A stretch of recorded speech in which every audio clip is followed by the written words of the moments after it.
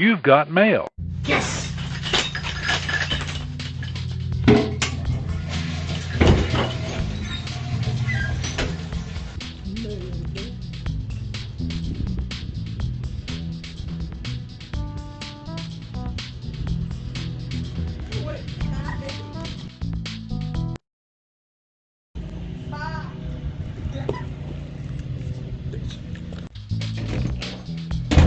Yes. I'm gonna open this box so hard. All right, guys. Part 2 of the Shieldon Knives first impressions for the 5th time that I'm recording this. If you guys watched that first one, I'm not going to go over and hash out everything. I just want to look at these knives. I don't want to talk about any extra shit. So, this is my favorite one, so we're saving that for last. This is my problem child. So we'll do this first. This is your Shieldon Knives Tortank. This is a G10 carbon fiber mix. Really nice. I mean, they finished this really, really nice in my opinion. They did do a recessed pocket clip with the flathead screws. It is not ambidextrous, and that's all right. Flipper tab. We have thumb studs too. Some nice scalloping to access the thumb studs on both sides. Typical Shieldon fashion. I'm saying that like I've seen a million of them. This is the third, fourth one that I've seen. They kind of have this raised lip, and then they have the pivot here with the pivot collar. I believe the pivot collar is made out of I gotta find out. It's not magnetic, so one would think titanium, but I don't know that that's what you're getting. Stainless steel liners. I believe they did say that these liners are molded. They are not CNC cast. So I have to do some digging, and I will talk about that in the future. I kind of don't. Basically, the difference between molding and CNC work, I think I'm not sure what the benefits of either or are. CNC, you could probably get a little bit more precise, and I would think with molding, you run the risk of having any kind of dirty metals or dirty materials get in there, causing occlusions and imperfections in your metal. Especially with this thin metal, if you can't see it, then you're going to run into some massive issues. That's just my experience in aluminum. I can't really tell you the difference as far as steel goes. I guess it is cheaper to do molding, though. So the action on this is fantastic. I did take it apart, so I did add a little bit of lube. It feels very well tuned for the flipper tab. I don't know that I can fail it. Like, if I'm just doing like a normal flip, like right there, that would have failed. Thumb studs, yeah, it's going pretty well. So this thing is super well tuned. The centering is perfect. The lockup you're looking at, this one's at about 35 to 40%. Maybe a little bit further. We have a little bit of milling on the inside. This is a Damascus blade. Interesting, right? Very interesting looking blade shape. First and foremost, I can tell you this is a fantastic blade shape to sharpen. This is probably what I would say a beginner blade shape to sharpen on, because I started sharpening this and holy shit, it's so easy just to follow. You can just follow the angles so well. It's just like a natural curve as you're sharpening through, right? But anyways, there's a reason why I sharpen it. This is Damascus. I did do an HRC test on all of these, and he told me it was Damascus. He did not tell me what I'm about to find out, although this kind of gives it away, right?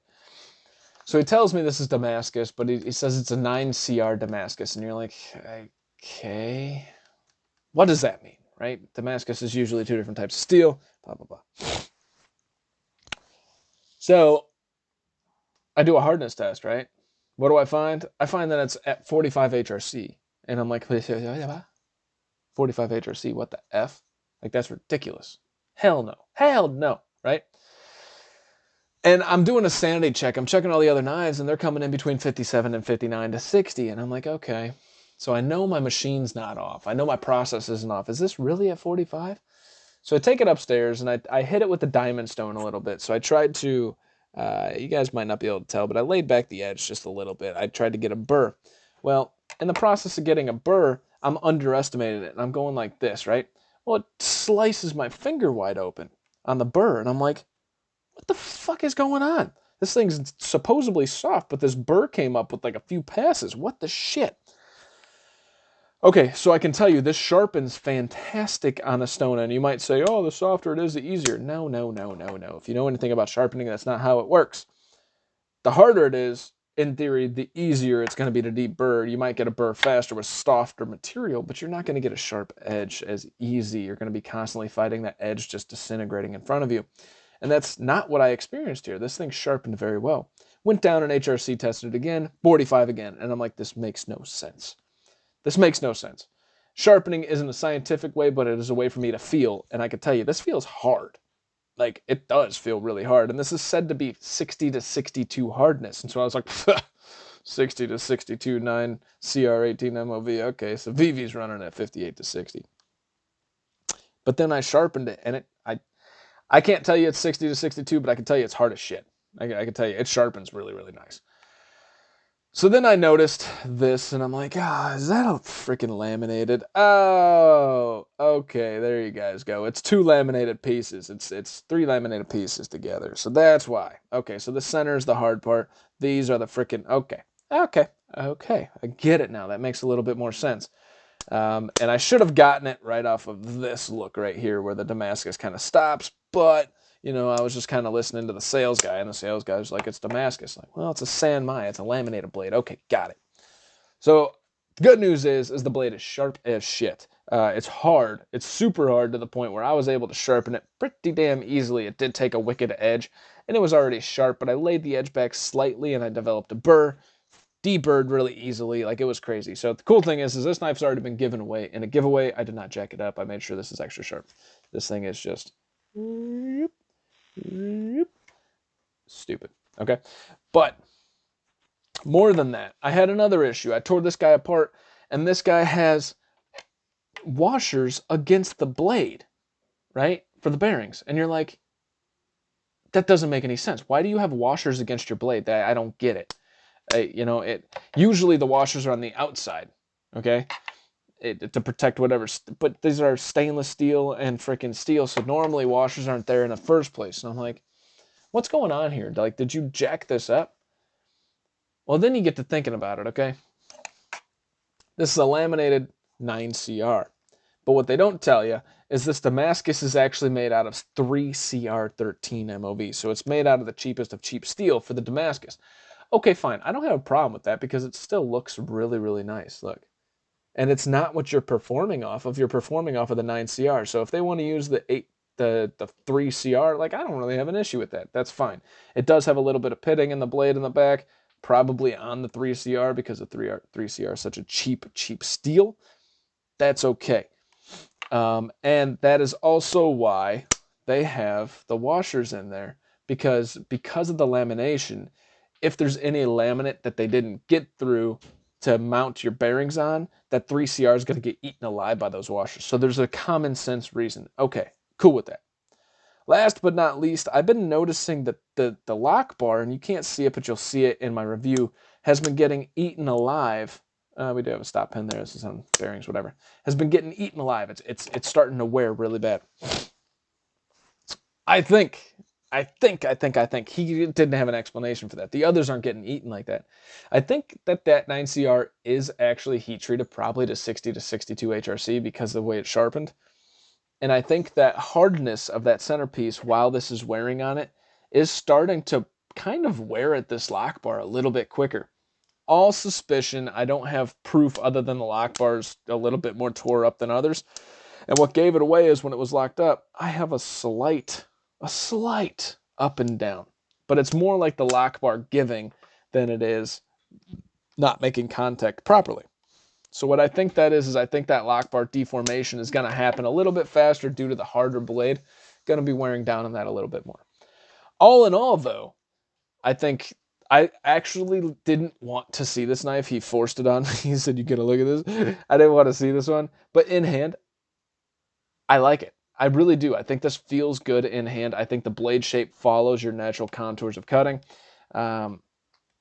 I think the blade shape's a little goofy looking, and it's a little gaudy for my personal tastes, but I think they did it very, very well. Now, this price is coming in at a MAP price, which is the lowest price you're going to see of $90. Do I agree with that?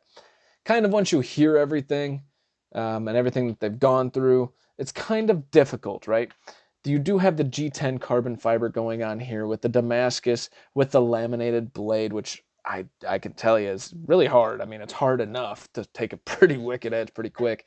And the action is stupid. So is $90 okay for this? I shouldn't even told you guys that this is made out of 3CR because you're going to harp on that, and that does nothing but aesthetics, right? Nothing but aesthetics. So shut up about the 3CR. Perfectly content with that. If you guys are pissed off about the 3CR Damascus in the budget range, where it's not having any effect on performance, actually probably making it a little bit stronger on the outside as far as toughness, go kick rocks, because that's dumb. And I'm not defending Shieldon, I'm defending just ignorance. Not really defending ignorance, I'm attacking ignorance. The 3CR has nothing to do with this. Have a problem with the 9CR if you want, but don't have a problem with the 3CR because it's just aesthetic. Carbon fiber G10, you got some bearings going on, and the action's pretty damn good. I think this is kind of, I initially didn't think so with all the issues, but the issues aren't there. They're just misunderstandings, really. I'm telling you guys about them, so therefore, I'm not scared of like the way you guys judge it. I personally believe these are misunderstandings with this knife from me. Other than that lock bar eroding a little bit quicker than expected. Again, this is where I found that these thick liners and thick scales, these are thick, these are probably coming in at 0.6 of an inch, they're causing the screws that they're using to be slightly too short to where only a few threads are hitting into these barrel spacers. I have a significant issue with that.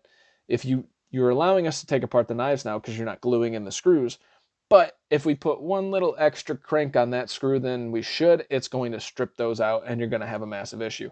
He asked if it was a major issue, and I firmly believe that out of all of this, out of everything that I found and everything that I'm checking, my major issue is with that, because that's going to be a pain in the ass. You strip those screws, they're done.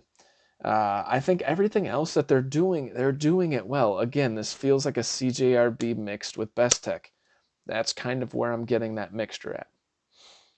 So here is the Tortank. I don't know if I mentioned that. Next, and in my opinion, their best model that they've come out with. Ooh, this one's nice. And I personally kind of want to keep this. This is the Relicanth, okay? That's the name of it. Take it for what you will. It's another Pokemon, whatever.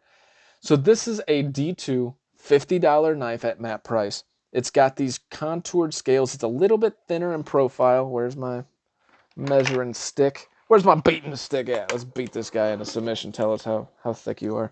It's going to be a little bit thinner in profile, which I appreciate. Coming in at about 0.55 as opposed to something like this, which is coming in at a 0.63. Okay, so they're getting pretty thick in there. 0.55. It's not ultra thin, but it feels really good.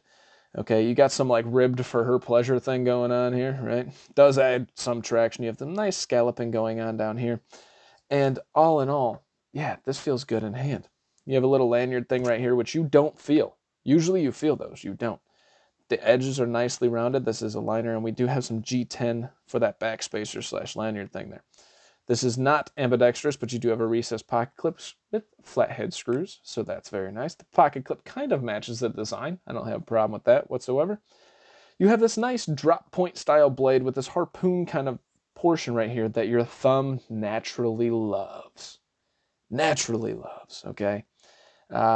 Just like everything else, it is a liner lock on bearings, and holy smokes, no back and forth, no up and down, and just look at this.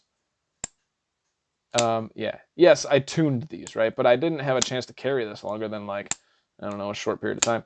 So it is working very well all around.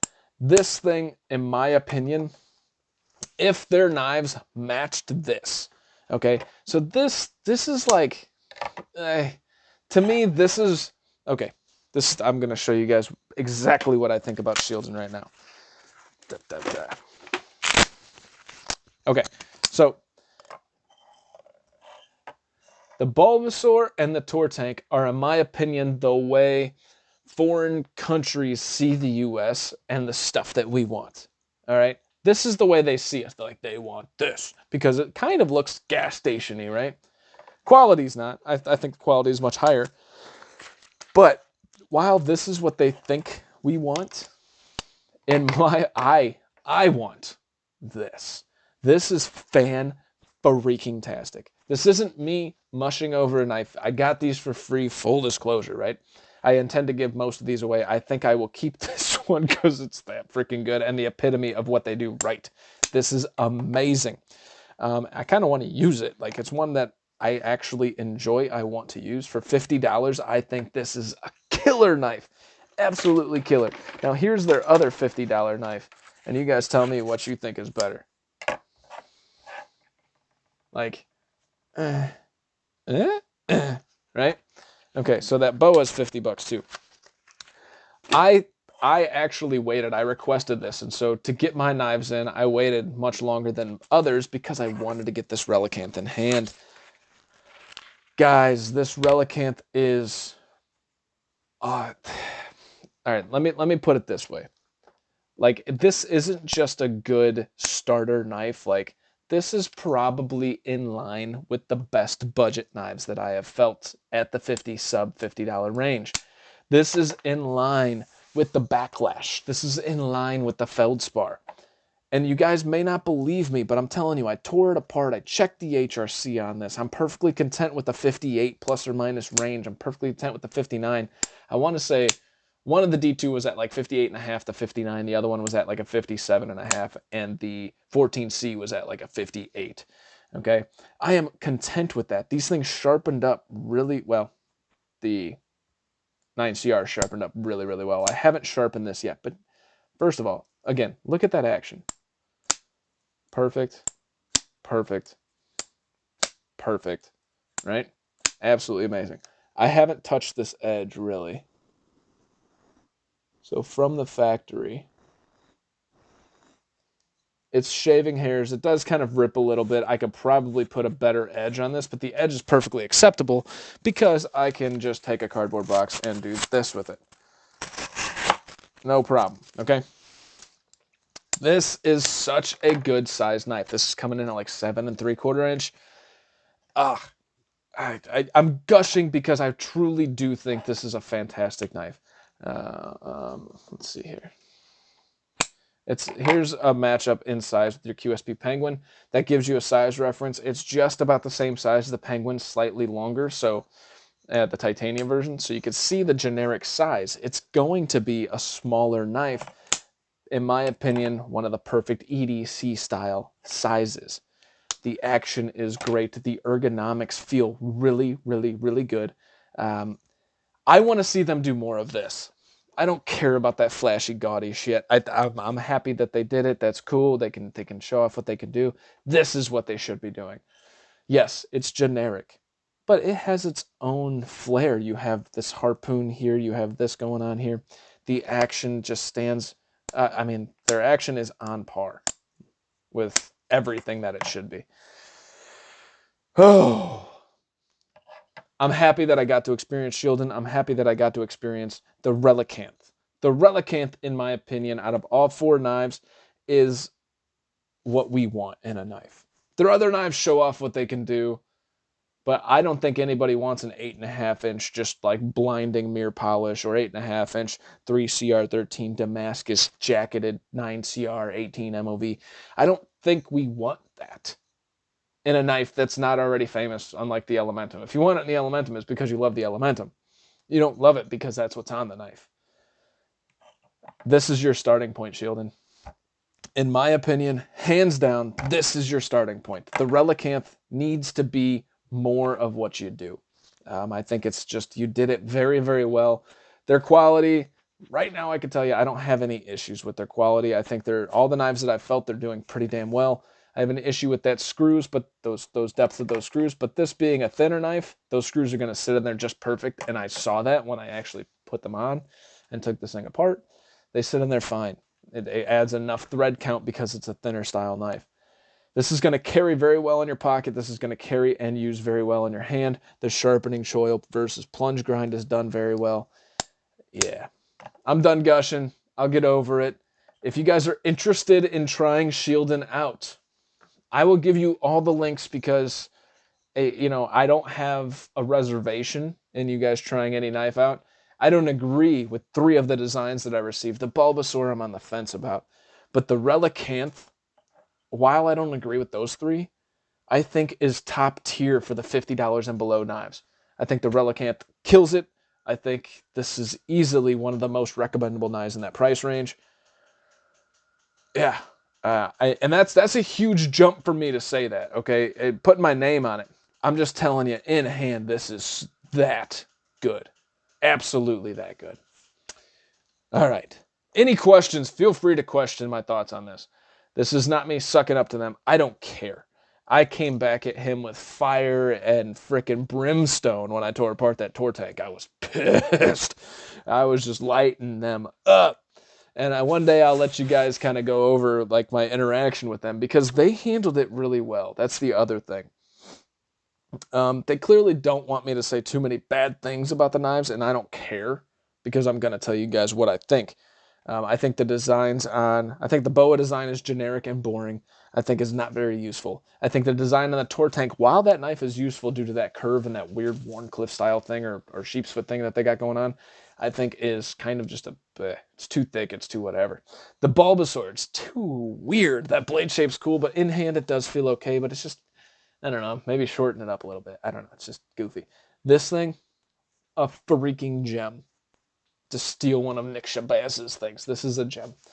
And so, yeah, I didn't mean to get off topic and just kind of gush on this knife, but my point here that I want to explain to you guys and emphasize is that they do certain things very well, and they do other things okay.